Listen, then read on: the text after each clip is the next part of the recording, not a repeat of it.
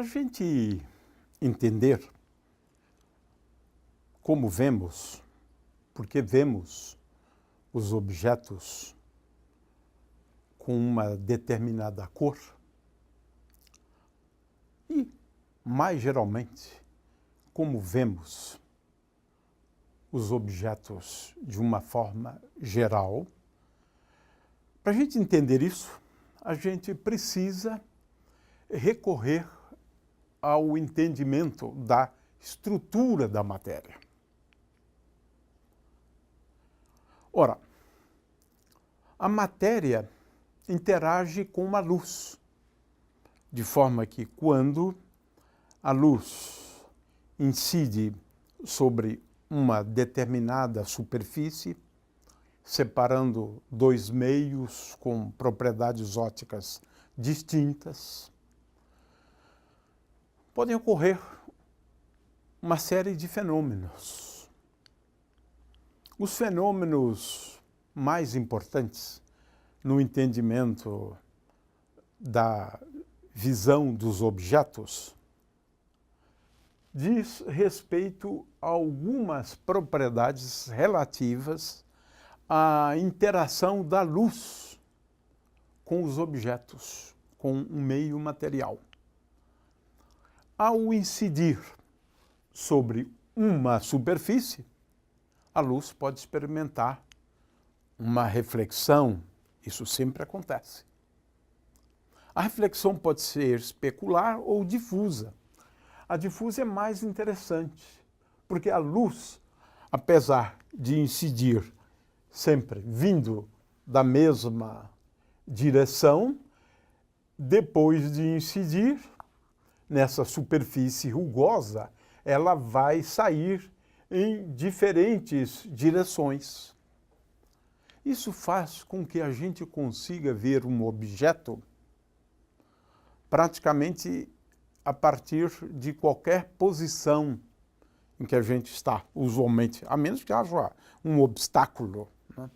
De forma que essa questão da reflexão é importante, porque os objetos tendem a refletir uma parte da luz, de forma que essa luz que é refletida, ela tem as propriedades da luz que incide sobre o objeto. Isso não é tudo. A luz pode atravessar uma determinada superfície. Estamos falando aqui da refração, de forma que uma parte da luz pode experimentar a refração. A luz pode também experimentar a dispersão. É um outro fenômeno, e nós temos a produção de luz dotada de várias cores a partir da luz branca, quando a luz passa por um meio dispersivo, um meio no qual o índice de refração depende da frequência. E é muito fácil a gente observar este fenômeno.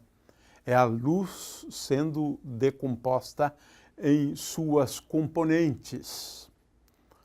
Temos num prisma, por exemplo, a incidência de luz branca resultando num feixe multicolorido.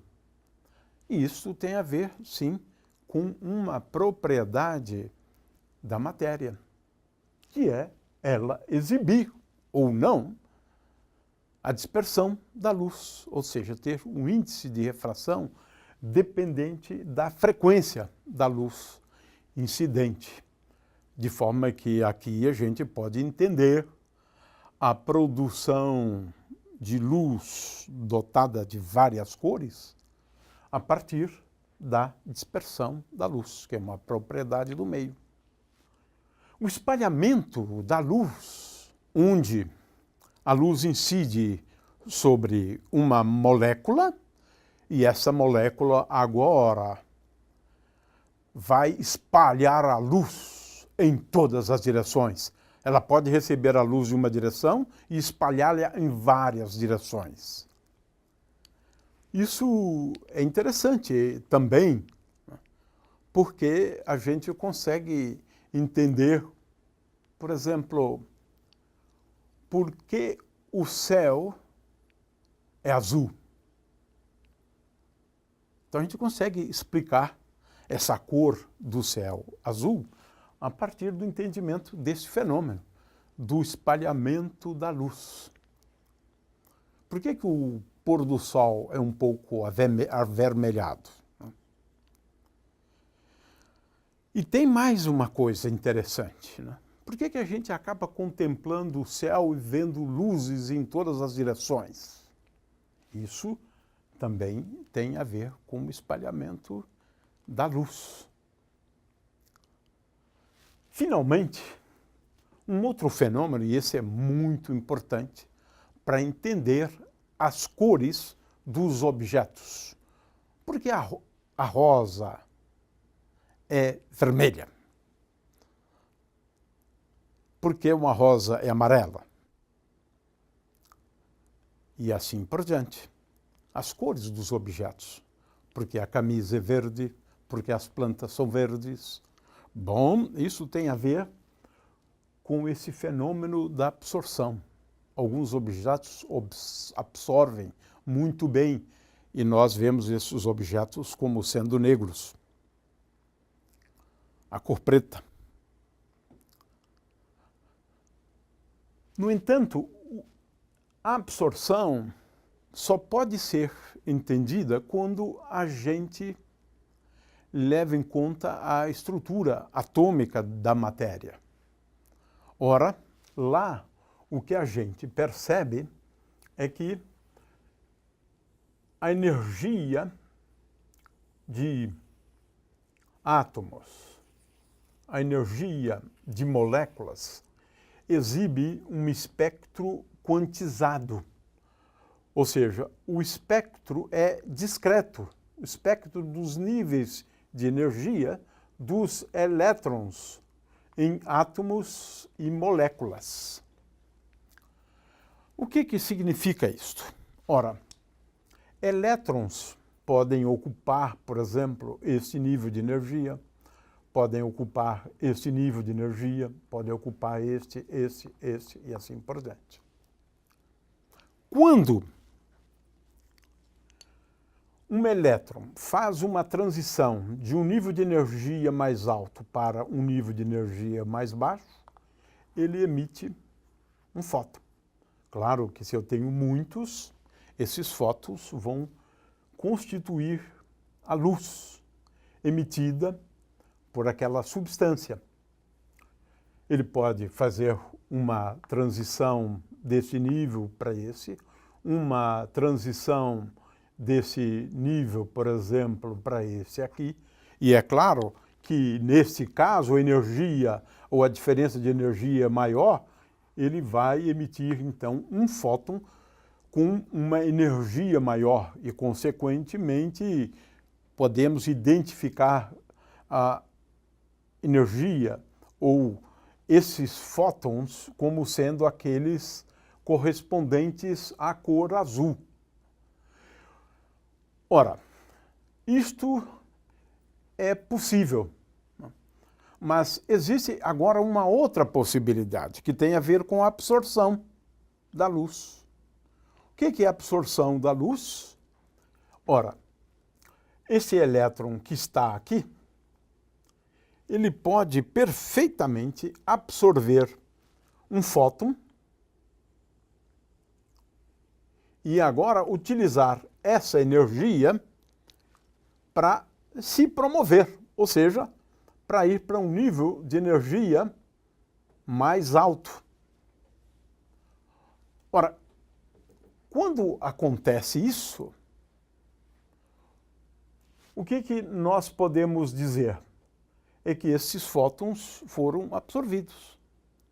Se nós temos muitos fótons, esses fótons todos serão absorvidos. Portanto, a radiação eletromagnética de uma determinada cor, se ela contiver fótons com a energia necessária, ela pode ter estes fótons associados a essa cor absorvidos. Então, quando você observar aquela substância, você vai se dar pela falta do azul. É isto. Então, uma rosa é vermelha porque ela é capaz de absorver praticamente todas as demais frequências. E você só recebe o vermelho. De forma que a absorção é o mecanismo mais utilizado pelos objetos para fazer uso de algumas frequências da luz branca. Ao absorver essas frequências, muda a cor, porque faltou frequência ali. Então, a luz já não é mais branca. A luz que eu vejo, proveniente de um objeto, já é uma luz na qual nós temos algumas frequências a menos, temos algumas cores a menos. Portanto, a absorção é o principal mecanismo mediante o qual os objetos acabam sendo dotados de cor. São percebidos por nós como associados a uma determinada cor. Se, como é o caso dos vegetais, nós absorvemos todas as demais frequências, ou melhor, elas absorvem todas as demais frequências, o objeto, as árvores, nós as vemos verdes, porque afinal de contas, essas frequências não foram absorvidas por ela. Não houve a absorção dessas frequências.